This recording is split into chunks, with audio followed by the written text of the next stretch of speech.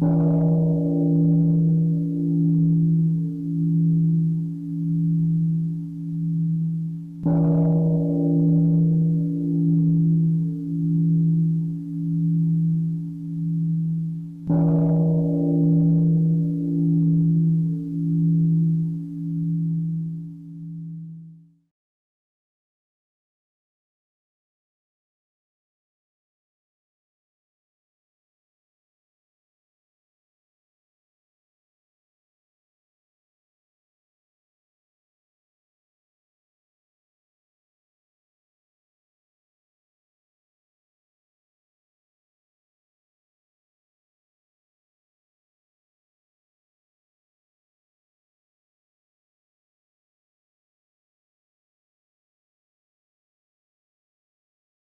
đại chúng, hôm nay là ngày 26 tháng 11 năm 2009.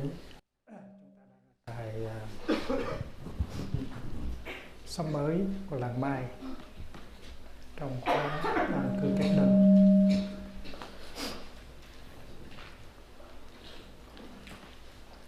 Hôm nay là ngày thứ tư của khóa tu và năng lượng của khóa tu rất là hùng hậu. Chúng ta mong rằng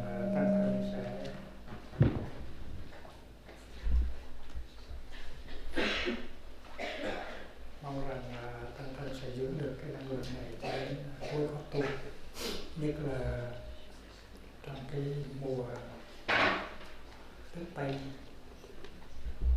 Giáng sinh. Cái chủ đề của năm nay là nghệ thuật hạnh phúc, nghĩa là cái nghệ thuật để tạo dựng hạnh phúc hay là duy trì hạnh phúc. Chúng ta có những cái cảm thọ, trong này chúng ta có những cảm thọ và có những cảm thọ dễ chịu, đây cảm thọ khó chịu, có những cái cảm thọ đau nhức.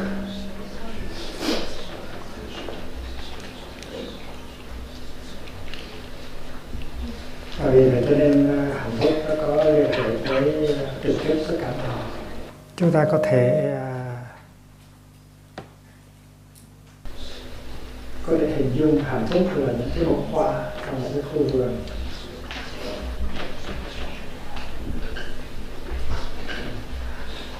Mà người làm vườn có thể chế tác được.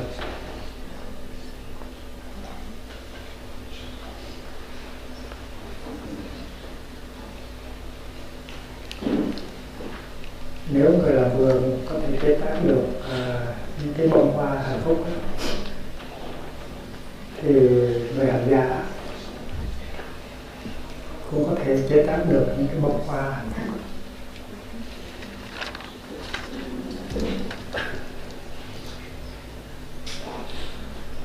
Trong khu vườn thì chúng ta thấy có hoa mà cũng có rác.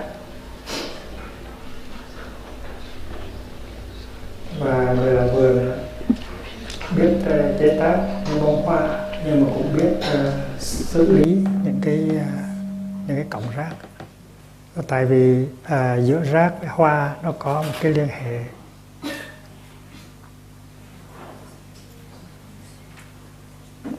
Cho nên khi mà người làm vườn chế tác những bông hoa thì người làm vườn có thể sử dụng những cái cọng rác làm phân để nuôi dưỡng những bông hoa.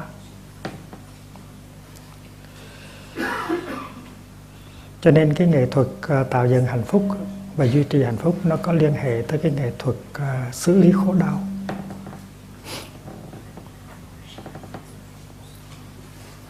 Nếu mà mình không có cái khả năng xử lý khổ đau thì mình cũng không có khả năng tạo dựng hạnh phúc.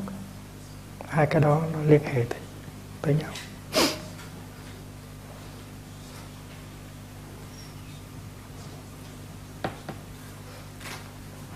Và vì vậy cho nên cái chủ đề gọi là nghệ thuật xử lý hạnh phúc, nghệ thuật tạo dựng hạnh phúc á, nó cũng liên hệ rất là mật thiết tới cái chủ đề gọi là nghệ thuật xử lý khổ đau.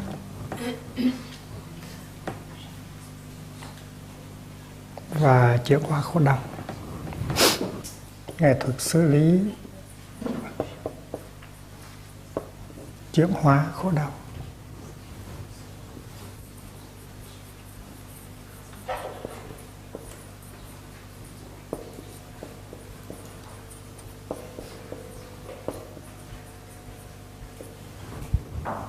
Và khi mình nhìn hai cái thì mình thấy rằng hai cái nó đan vào nhau.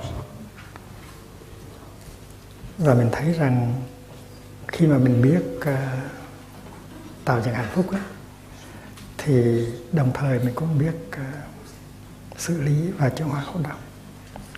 Và khi mình biết xử lý chuyển hóa khổ đau thì đồng thời mình cũng biết nghệ thuật tạo dựng hạnh phúc. Hai cái tuy là hai mà kỳ thực là một. Hai cái chỉ là một cái thôi. Nhưng mà mình ưa nói nghệ thuật hạnh phúc thôi, cho mình không có nói nghệ thuật khổ đau. Nghệ thuật xử lý khổ đau tức là nghệ thuật tạo dựng hạnh phúc, hai cái đó là một thôi. Tại vì hạnh phúc tức là sự vắng mặt của khổ đau. Và khổ đau có nghĩa là sự vắng mặt của hạnh phúc. Người làm vườn á, phải biết xử lý hoa và rác. Thì người tu vậy, người hành giả phải biết xử lý khổ đau và hạnh phúc. Anh phải có khả năng tạo dựng hạnh phúc và anh phải có khả năng chuyển hóa khổ đau. Nếu anh làm chưa được cái chuyện đó thì anh chưa phải là người tu giỏi. Anh phải học, anh phải làm cho được, anh phải xử lý cho được. Xử lý đây mình có thể dịch là tiếng Pháp là gérance, gérer une souffrance, gérer un bonheur. Tiếng Anh có thể dùng the management of happiness or the handling of happiness, the handling of suffering. Mình phải biết handle. Và mình là hành giả, practitioner thì mình phải biết làm cái chuyện đó. Thành ra khi người ta tới, người ta hỏi anh là chị là hành giả hả? Chị là người thực tập hả? Chị có khả năng, anh có khả năng chế tác niềm vui không? Chế tác một cái hạnh phúc không? Làm thứ cho tôi coi. Thì mình phải ngồi đó, phải đứng đó mình phải làm liền. Giống như người ta hỏi sư cô có biết làm tàu hũ không? Là biết, làm đi cho tôi coi. Thầy có biết nấu canh chua không? Là biết, nấu cho tôi một bát canh chua. Thì hạnh phúc và khổ đau cũng vậy. Mình là người hành giả, mình là người thực tập, thì mình phải có khả năng tạo dựng được một cái giây phút hạnh phúc. Mình có khả năng xử lý được một cái nỗi khổ niềm đau. Nếu chưa biết thì phải học. Học làm cho mình trước. Và khi mình làm cho mình được rồi thì mình sẽ giúp làm cho người kia, những người kia.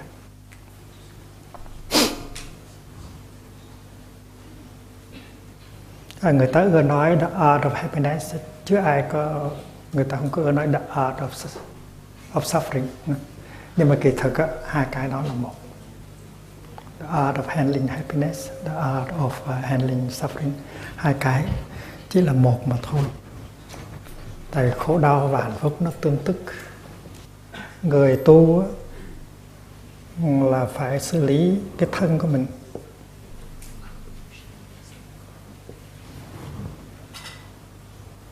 Tại vì cái thân cũng là cái nền tảng của nhiều khổ đau và nhiều hạnh phúc.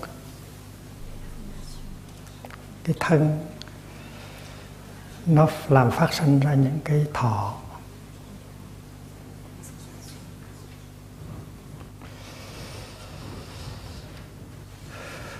Và vì vậy cho nên người tu phải quán thân. Quán thân. phải biết chăm sóc thân, phải biết xử lý cái thân của mình. Tu không phải là chỉ tu tâm mà phải tu thân. Tu thân là tu với cái hình hài của mình. Rồi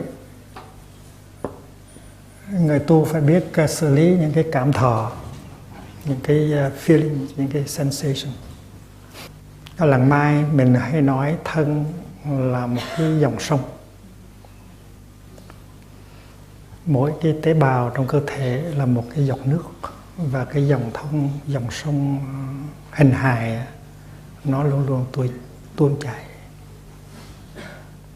Nó luôn luôn tuôn chảy và nó luôn luôn chuyển biến. Và mình học nhìn cái hình hài của mình như là một cái gì linh động, luôn luôn biến chuyển, như là một dòng sông, chứ không phải là một cái thực tại cứng ngắc, bất động. Đó là dòng sông. Dòng sông sắc thân. Rồi người hành giả cũng phải thấy rằng đi đôi với cái dòng sông sắc thân đó, nó có cái dòng sông cảm thọ. Nó có cả một cái dòng sông. Cảm thọ này nối tiếp cảm thọ khác. Có khi có 2-3 cảm thọ nó xảy ra một lần. Và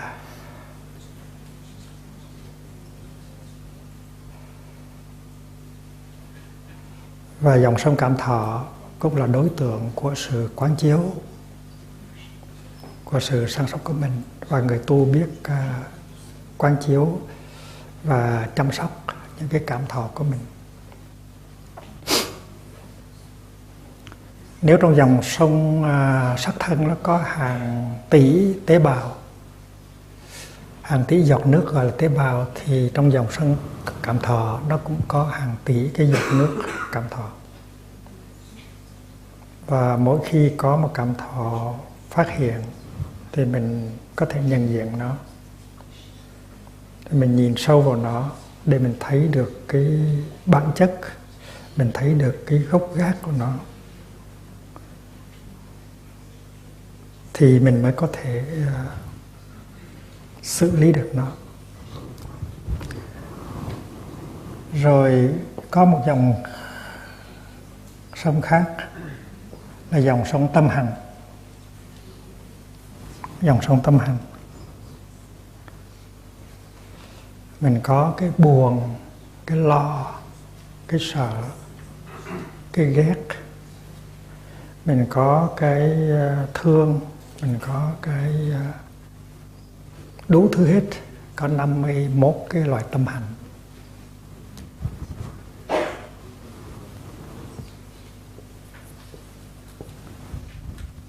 Có những tâm hành tốt, có những tâm hành xấu, có những tâm hành trung tính, có thể tốt, có thể xấu. Và người tu phải có khả năng nhận diện những tâm hành và phải xử lý những tâm hành đó khi chúng nó phát hiện. Như là khi cái giận nó phát hiện thì mình phải nhận diện nó, và mình phải thấy được gốc rễ của nó phát xuất từ cái chỗ nào, tại sao. Và do cái sự nhận diện đó, do cái hiểu đó mà mình có khả năng xử lý được cái giận của mình, và xử lý những cái tâm hành của mình. Và cuối cùng thì người hành giả phải nhìn vào dòng sông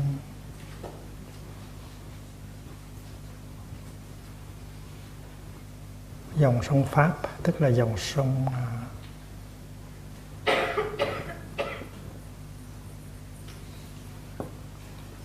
sông tri giác, tưởng, thân, thọ, tâm, pháp.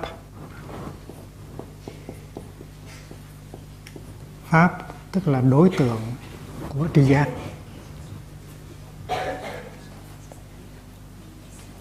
Tri giác tức là tưởng. perceptions. Cái nhận thức của mình, cái nhận thức của mình về thân, cái nhận thức của mình về thọ, cái nhận thức của mình về tâm, và cái nhận thức của mình về những cái hiện tượng khác. Ví dụ là núi, sông, cây cỏ, tinh tú là đều là đối tượng của nhận thức hết. Đây là 4 cái lĩnh vực của sự quán chiếu, gọi là thân, thọ, tâm và pháp. Mà pháp ở đây tức là cái tri giác của mình, đối tượng của tri giác của mình. Và khi mà tri giác nó sai lầm, tri giác mà sai lầm, nó đưa tới những cái cảm thọ rất là đau buồn. Nó tạo ra những cái giận hờn, sợ hãi.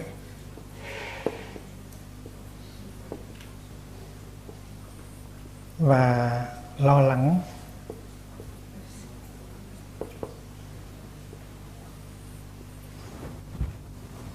Và những cái giận hờn, sợ hãi, lo lắng đó nó tạo ra những cái cảm thọ đau buồn.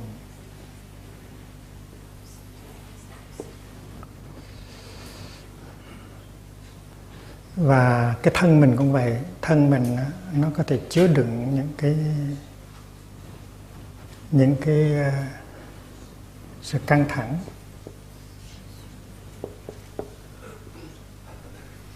những cái đau nhức,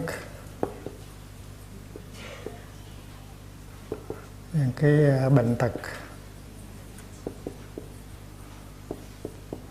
những cái xung đột. Tại vì trong cái dòng sông này nó có thể có những cái sự xung đột giữa yếu tố này và yếu tố khác.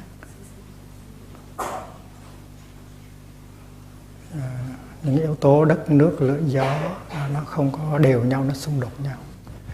Thì những cái căng thẳng ở trong cơ thể nó đưa tới những cảm thọ đau buồn, những cái đau nhức, đưa tới những cái cảm thọ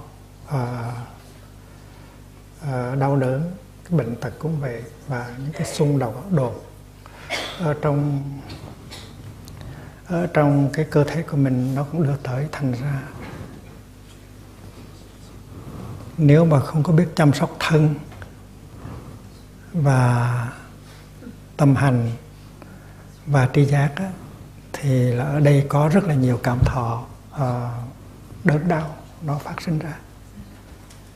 Cho nên cái người tu không phải là chỉ biết săn sóc cảm thọ, mà phải biết chăm sóc cái thân của mình, cái tâm hành của mình và cái tri giác của mình. Có một cái cảm thọ đau nhức, có một cái cảm thọ đớn đau, thì mình nhìn vào trong cái cảm thọ đó cho sâu, và mình có thể thấy được cái gốc rễ của cảm thọ đó, nó đi từ thân tới, hay nó đi từ tưởng, tri giác tới, rồi đi qua cái tâm hành, đi qua những cái tâm hành như là lo lắng, sợ hãi, buồn phiền, vân vân. Và đây là toàn thể cái khu vườn của người làm vườn. Và nếu người làm vườn giỏi thì người làm vườn có thể biết quản lý, xử lý những cái yếu tố về thân, về tâm và về pháp, để đưa tới sự chế tác những cái bông hoa lạc thọ, và đồng thời cũng để xử lý được những cái cọng rác khổ thọ. Và vì vậy cho nên quán thân, nhìn vào thân của mình để nhận diện những cái mầu nhiệm cũng như là những cái đau nhức xung đột, căng thẳng trong thân. Rồi mình biết cách xử lý cái thân để chuyển hóa những cái cảm thọ đau buồn nó tới từ phía thân. Và mình quán chiếu về cái cách về những cái tri giác của mình quán chiếu về những cái tâm hành của mình để mình hiểu rõ những cái gốc rễ của những tâm hành đó. Ví dụ như tâm hành giận dữ, sợ hãi và lo lắng, nó đưa tới những cái khổ đau, nỗi khổ niềm đau, thì mình phải quán chiếu những cái tâm hành này và thấy được những cái gốc rễ từ nơi tri giác của mình. Và khi mình chuyển hóa được những cái tri giác sai lầm á, thì những cái giận dữ, sợ hãi, lo lắng không còn nữa, và những cái nỗi khổ niềm đau ở trong phạm vi cảm thọ này nó sẽ tan biến. Thành thử ra vấn đề không phải là chỉ xử lý các cảm thọ, mà phải xử lý luôn cả những cái sắc thân của mình, cái tâm hành của mình và cái tri giác của mình.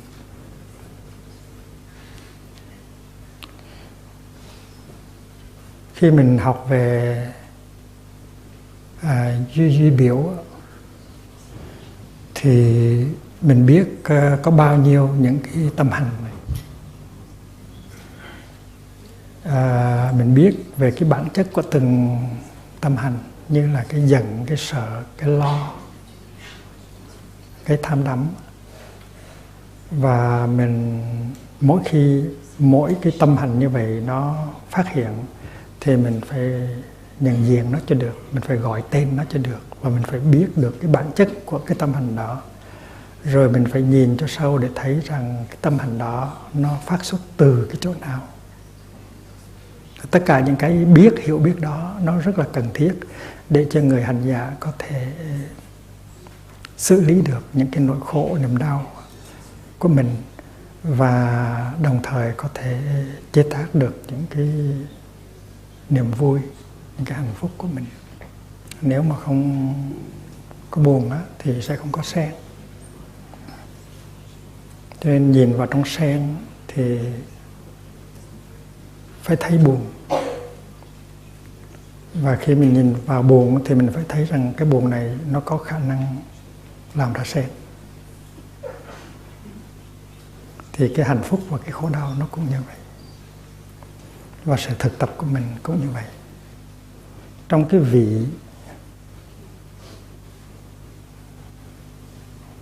cái vị của hạnh phúc mà mình nếm á,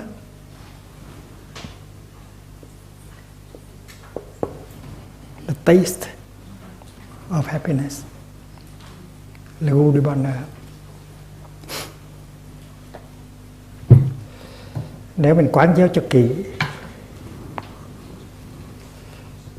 trong cái vị ngọt của hạnh phúc á,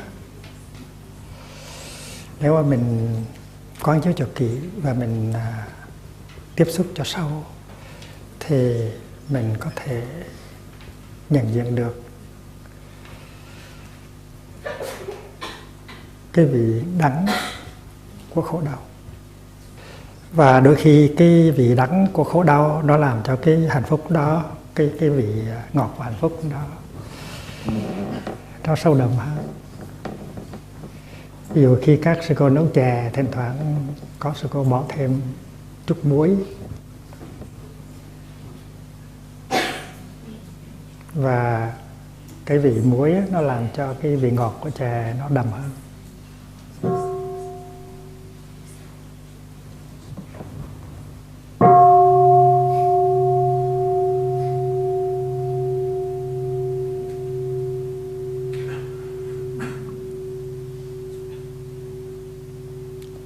Quán chiếu cho kỹ thì thấy cái hạnh phúc đó, nó tùy thuộc vào cái tâm mình nhiều hơn là cái hoàn cảnh.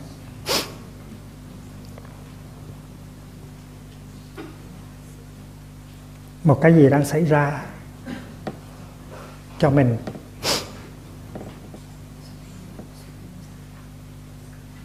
Nó tùy cái cách mình nhìn cái đó mà cái đó trở thành ra một niềm vui hay là một cái nỗi khổ.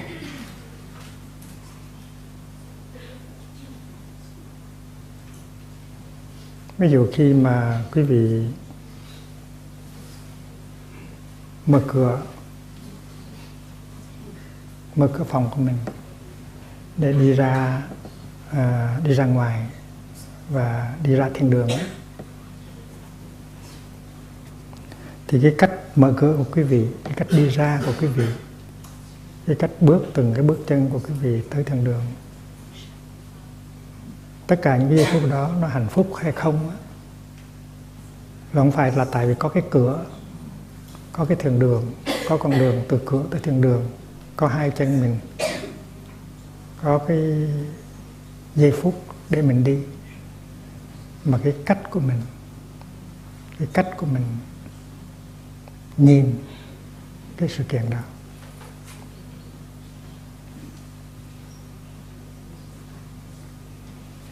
Nếu mà biết mở cửa, nếu mà có chánh niệm, có ý thức thì mở cửa có thể là một cái hạnh phúc.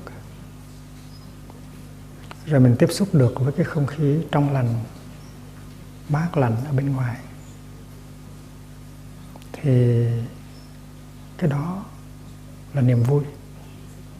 Rồi khi mình bước chân đi thì mỗi bước chân của mình cũng có thể trở thành một niềm vui. Nếu không thì mở cửa cũng là đau khổ, mà tiếp xúc với cái lạnh bên ngoài cũng là đau khổ, và phải bước chân đi tới thiên đường cũng là đau khổ. Nó tùy theo cái cách của mình.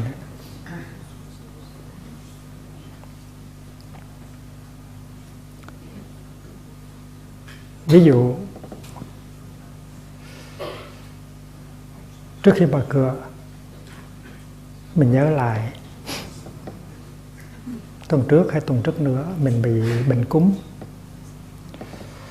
và mình không có được mở cửa đi ra ngoài. Mình nằm trên giường thôi, mình không có xuống được. Mình rất là ao ước muốn được đi ra ngoài, muốn được mở cái cửa này đi ra ngoài, nhưng mà không có được. Và bây giờ đây cái ký ức của mình về cái thời gian mình nằm bệnh đó, mình đưa nó trở về hiện tại. Và mình đặt cái hiện tại ở trên cái bối cảnh của quá khứ đó, thì mình thấy rằng được mở cửa, được đi ra ngoài là hạnh phúc.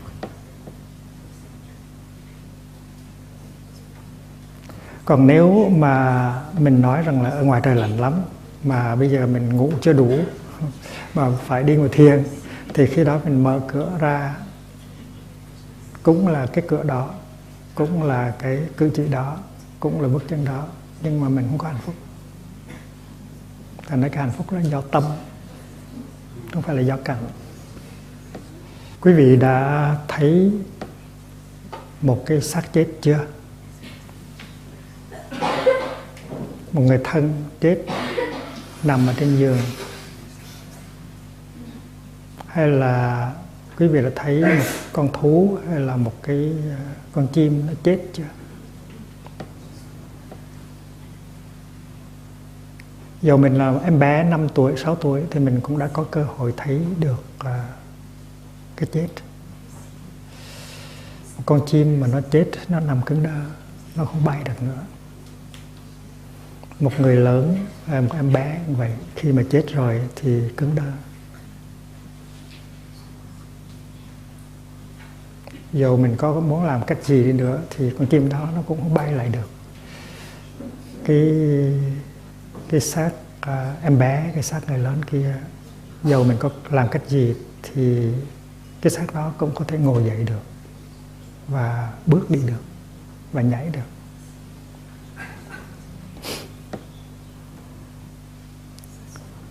Trong thời gian tăng thân ở San Diego đó, thì một số các thầy, các sư cô được đi thăm một cái cuộc triển lãm gọi là Body World, và trong đó họ trình bày toàn là xác chết không. Xác chết của những người đang còn rất là trẻ, rất là mạnh khỏe, nhưng mà vì một cái bệnh gì đó mà chết. Rồi có những cái thân hình rất là đẹp của những người thanh niên vạm vỡ, có hàng trăm cái xác chết đó đứng ở trong những cái tư thế khác nhau. Có người đang chơi, đứng trong cái thế chơi trượt tuyết, có người đang đứng trong cái thế chơi volleyball hay là basketball. Và người ta đã dùng cái thủ thuật gọi là platination để giữ cho những cái xác chết đó nó nguyên vẹn. Mình có thể thấy được những cái bắp thịt, thấy được cái cơ thể. Thỉnh thoảng người ta xẻ một miếng để cho mình coi ở trong.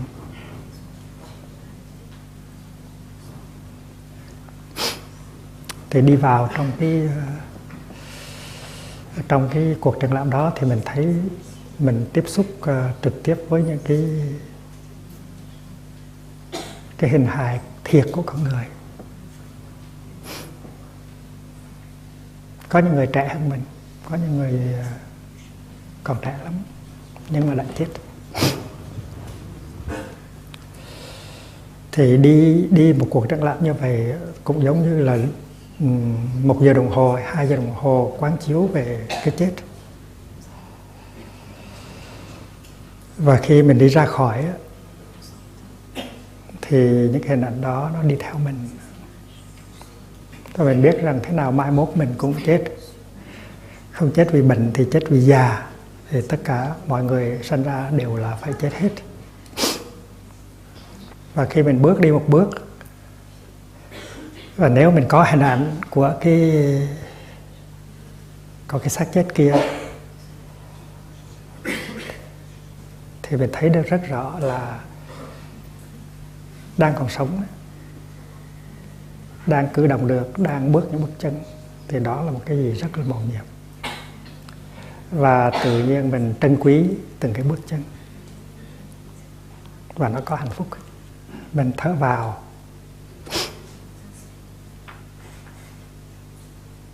mình để ý tới hơi thở vào. Mình đem cái thân của mình, đem cái tâm của mình trở về với cái thân. Mình thật sự có mặt trong giây phút hiện tại. Mình bước một bước. Mình tiếp xúc được với cái sự thật là mình chưa chết, mình đang còn sống. Và mình bước được một bước. Và mình nói, tôi bước cho anh cứng đơ, mình đâu bước được, tôi bước cho anh. Và mình thấy rất là mầu nhiệm.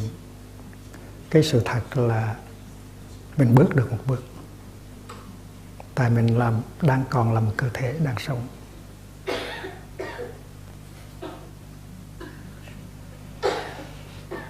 Có một lần tôi đi thiền hành, thầy đi thiền hành cho sư thúc Kim Mậu.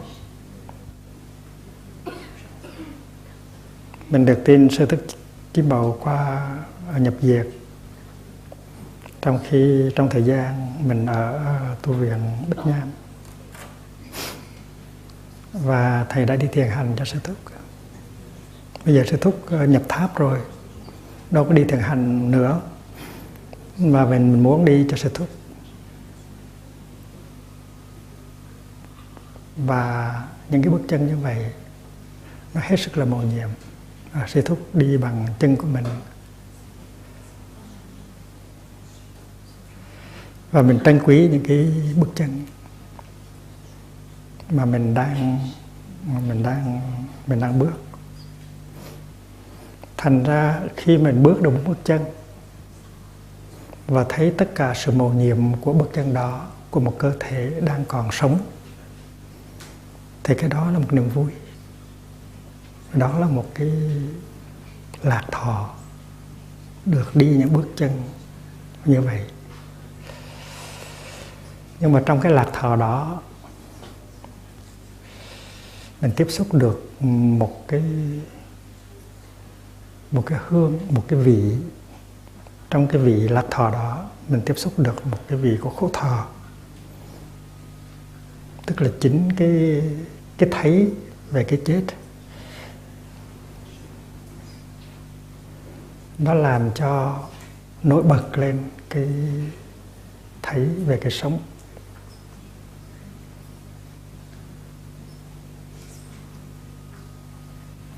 Và vì vậy cho nên nhìn cho kỹ ở trong bông sen thì mình tiếp xúc được với buồn. Cái lạc thọ mà mình đang có, nó có cái khổ thọ trong, nó có cái chất đắng của khổ thọ trong. Và như vậy cái lạc thọ nó càng rõ ra.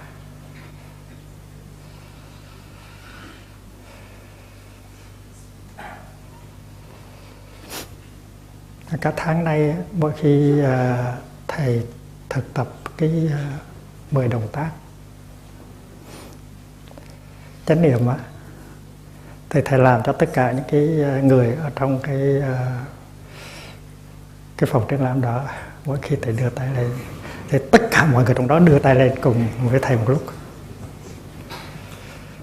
Tại họ đâu đưa được nữa, bây giờ mình phải đưa cho họ thôi. Mỗi khi thầy đưa lên một cái thì thầy quán tưởng tất cả mọi người ở trong mấy trăm cái xác chết ở trong đó đều đưa tay lên với thầy hết. Và thầy tiếp xúc rất là sâu từng cái cảm thọ nó xảy ra trong từng cái bắp thịt. Quý vị thử đi, đưa tay lên dùng họ đi, đưa ra dài thẳng, hết sức là mầu nhiệm, buông thư xuống, thả ra.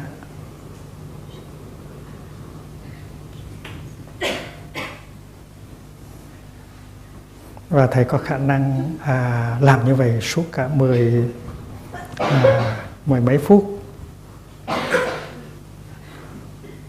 Cũng như là khi mà thầy đi thiền hành cho sư thúc ấy.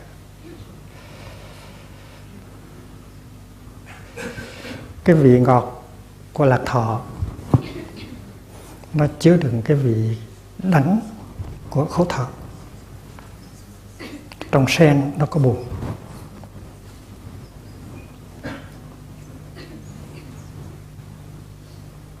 Bây giờ sư thúc nằm ở trong ngồi, cái hình hài của sư thúc nằm ở trong tháp rồi.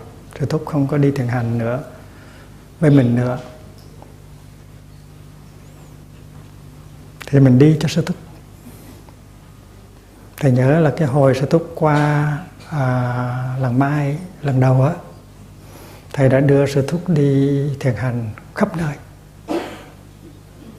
Xóm Hạ, Xóm Mới, Xóm Thường, Sơn Hạ. Và sư thúc nói đất chùa bên này nó lớn hơn cả cái xã Thủy Xuân ở bên chùa Tổ.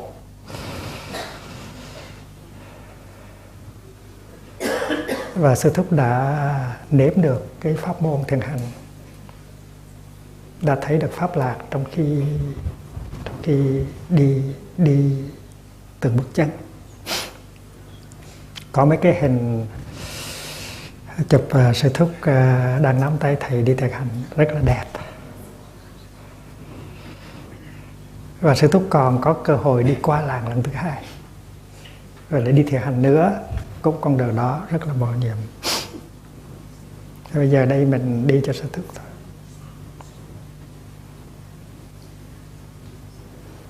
Và nếu mình đi với sư thúc á, mình đi cho sư thúc á, thì cái thiền hành của mình nó sẽ có phẩm chất không? Phẩm chất.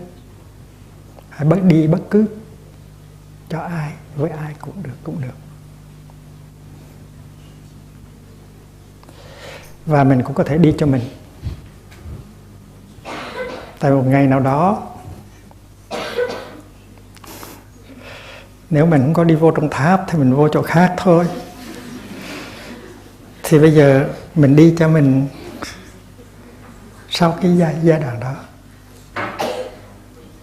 Trong cái giai đoạn này của mình đi cho mình trong cái giai đoạn kia. Quý vị làm được không? Thầy đã làm như vậy rồi, rất là hay. Mình đừng có đợi để nhờ người khác đi cho mình. Bây giờ mình đi cho mình đi. Mình đi cho mình đi. Có hiểu thầy muốn nói gì không?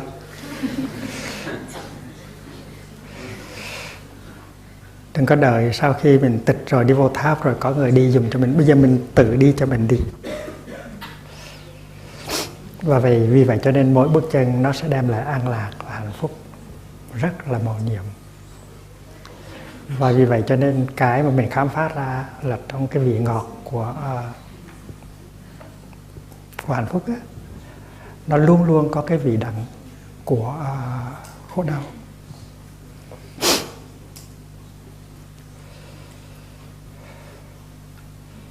Khi mà quý vị chơi basketball đó, muốn cho có hạnh phúc trong khi chơi đó thì phải nghĩ tới cái thời gian mà mình đau liệt giường liệt chiếu không có cựa quậy được á, mình nhảy lên một cái tung trái cầu lên thì rất là hạnh phúc, là tại vì chính là trên cái bối cảnh của khổ đau mà cái hạnh phúc nó được nhân diện rõ ràng. Khi mà mình đã trải qua cái chiến tranh giặc giã rồi đó,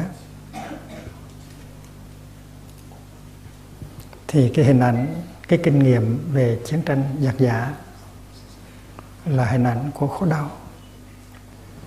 Thì khi mình được sống ở trong một cái hoàn cảnh mà không có súng đạn, không có bom đạn, không có giết chóc á, mà nếu mình đem cái gọi là hòa bình đó đặt trên cái bối cảnh của chiến tranh đó, thì cái hòa bình đó nó mới hiện ra rõ ràng như là một cái gì rất đáng quý. Còn không thì mình không có trân quý. Chỉ khi nào mình đặt cái hòa bình đó trước cái bối cảnh của chiến tranh thì mình mới nhận diện được cái hòa bình, mình mới trân quý được cái hòa bình mà thôi. Mình trân quý từng giờ từng phút. Trong cái thời chiến tranh á, lâu lâu người ta chấp nhận đình chiến 24 giờ đồng hồ vào cái dịp Chúa Giáng sinh, thì hai bên đồng ý là ngưng bắn trong 24 tiếng đồng hồ. Thì cái lúc đó, trong 24 tiếng đồng hồ đó, có rất nhiều người thở được. Ở trong nước và ngoài nước thở được. Mình tưởng tượng được cây cối cũng không có sợ hãi, cây cối nó dám vươn lên, nó mọc thêm. Chứ đừng nói là chim chóc và con người. 24 giờ hòa bình nó là rất là nhiều, rất là hạnh phúc. Nếu mà mình đã đi ngang qua chiến tranh Việt Nam rồi á, chiến tranh Iraq, thì mình biết rằng là một ngày đình chiến nó rất là quý. Và mình ước mong tại sao họ không đình chiến thêm 24 giờ đồng hồ nữa để được 48 giờ đồng hồ. Quý vị sanh sau khi đã có hòa bình rồi thì quý vị không có thấy được cái sự quý giá của 24 giờ đình chiến. Thầy nhớ hồi đó Bôn Ba đi tranh đấu cho hòa bình. Mỗi khi có 24 giờ đồng hồ mình thở rất là khỏe. Mình biết rằng cái giờ phút này đồng bào bên nhà không có ai chết hết. Súng im hơi được 24 tiếng. Và mình hỏi tại sao loài người dại dột vậy? Tại sao không có kéo dài đình chiến thêm vài ngày nữa? Thành ra có những thanh niên họ chưa biết chiến tranh là gì, chưa biết khổ đau của chiến tranh là gì. Thành họ không có khả năng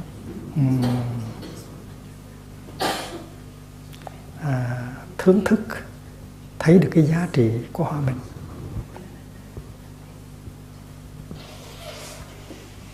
Ở trong cái quan niệm là niệm xứ. Trong phần quán niệm về tâm hành, quán tâm trong tâm, thì mình đọc như thế này: mỗi khi có tâm hành giận phát hiện thì hành giả biết rằng đang có tâm hành giận đang hiện hữu.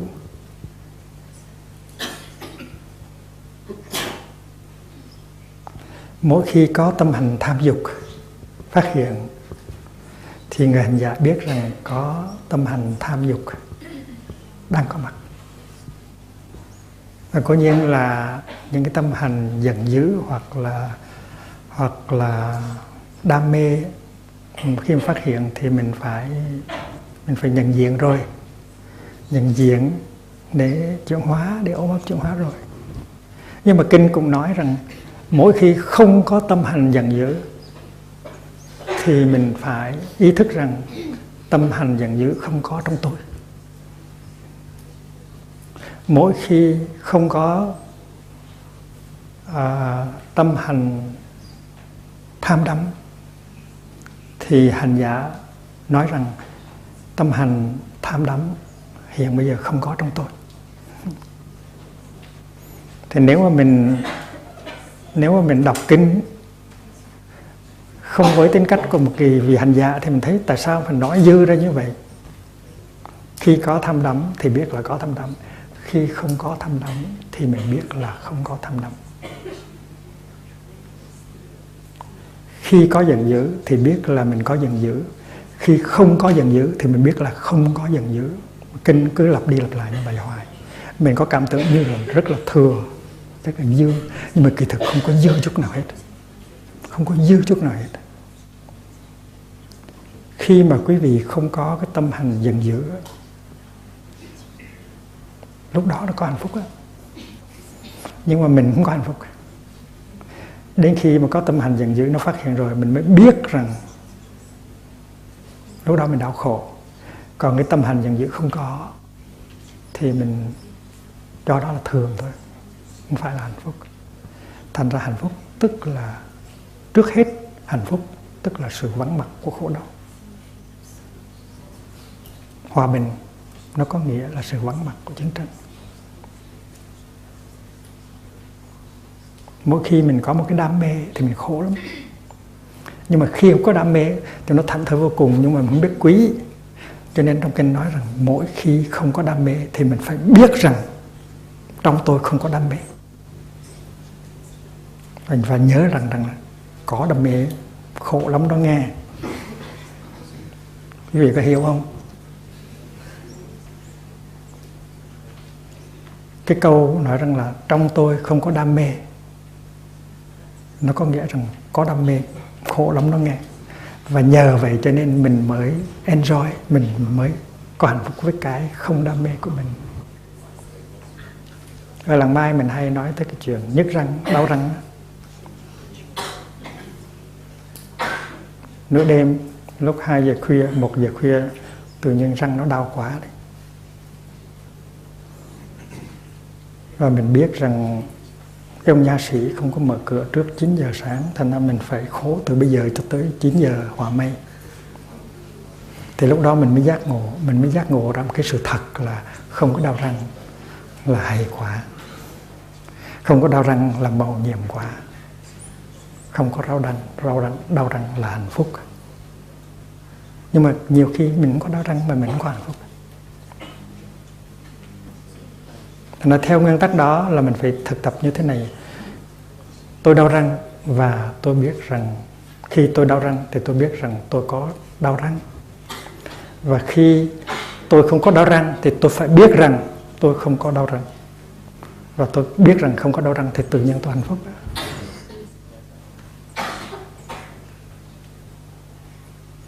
Và cái không đau răng nó chỉ được nhận diện trên cái bối cảnh của cái đau răng mà thôi. Cũng như cái hòa bình nó chỉ được nhận diện trên cái bối cảnh chiến tranh mà thôi. Thành cái khổ đau và cái hạnh phúc nó dính với nhau một cách rất là mật thiết. không có khổ đau, không có nhận diện ra được hạnh phúc. Và mình có cái kinh nghiệm, mình có cái ký ức về khổ đau. Cái đó rất là quan trọng. Nếu anh đã từng khổ đau, nếu anh đã từng đi qua khổ đau, thì cái đó rất là quý. Và nhờ đó mà anh nhận diện được những giây phút hạnh phúc anh có thể có được. Và vì vậy cho nên người hành giả có khả năng chế tác được hạnh phúc. Chỉ cần nhớ tới khổ đau của quá khứ là có thể tiếp xúc được với cái hạnh phúc trong hiện tại mà thôi. Rồi, cũng không khó gì mấy. Vậy thì mỗi giây phút của đời sống hàng ngày có thể là một giây phút hạnh phúc. Nếu mình đặt cái giây phút đó trên cái bối cảnh của khổ đau quá khứ và khổ đau hiện tại trong ta và xung quanh ta. Và khi mình có một cái nỗi khổ niềm đau mà mình biết cách xử lý, ôm ấp, thì tuy là cái khổ đau còn đó, nhưng mà mình đã hết khổ rồi. Tại vì mình thấy rõ rằng là mình có thể làm được cái gì đó để mà xử lý khổ đau. Có những người khổ đau mà cứ ngồi như vậy để chịu chết.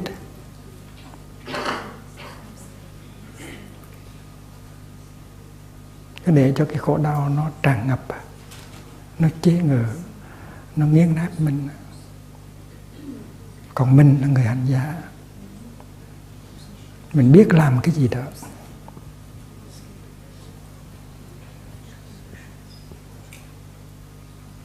Và mình có thể nói cái này là một cái thứ buồn mà mình rất là cần để mình có thể nhận diện được và chế tác được cái sen của mình. Thì khi mà có cái thấy như vậy rồi thì cái tình trạng nó thay đổi liền lập tức.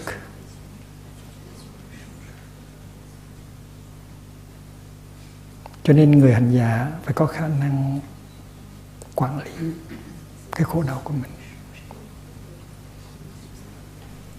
Và nếu mà mình biết quản lý cái khổ đau của mình thì mình có khả năng chế tác cái hạnh phúc.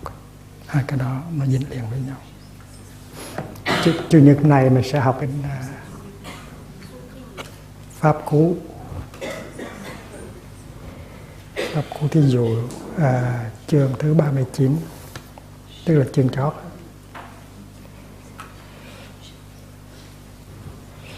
Cái kinh này cũng có nói về hạnh phúc.